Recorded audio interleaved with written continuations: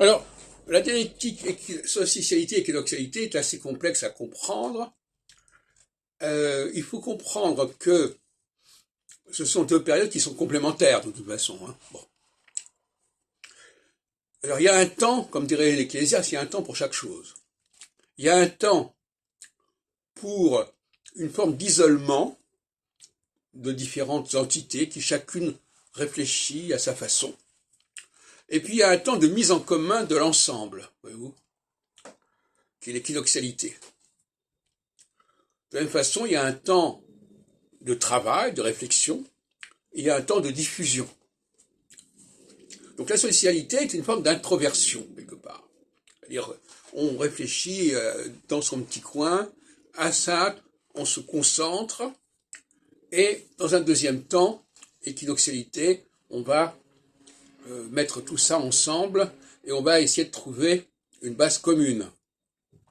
C'est un peu comme ça que je vois les choses. Et il y a une alternance constante. Prenons par exemple les événements politiques depuis les années 40 du XXe siècle. On a constamment alterné les phases de nationalisme et les phases de communautarisme, c'est peut-être pas le mot, les phases de communauté, de fédéralisme européen. De façon d'ailleurs souvent saisissante, parce que en 44-45, on était à couteau tiré avec l'Allemagne, et à partir de 51-54, on était en train de travailler avec eux. Bon. Et donc, tel comportement qui en 44-45 aurait été qualifié de collaborationniste est devenu européen quelques années plus tard, 5-6 ans plus tard. Bon. De la même façon,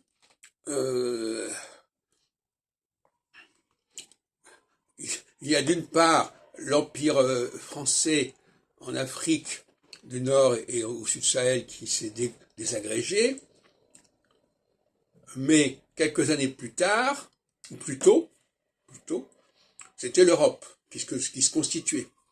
Donc, il y a des périodes de centrifuges et des périodes centripètes.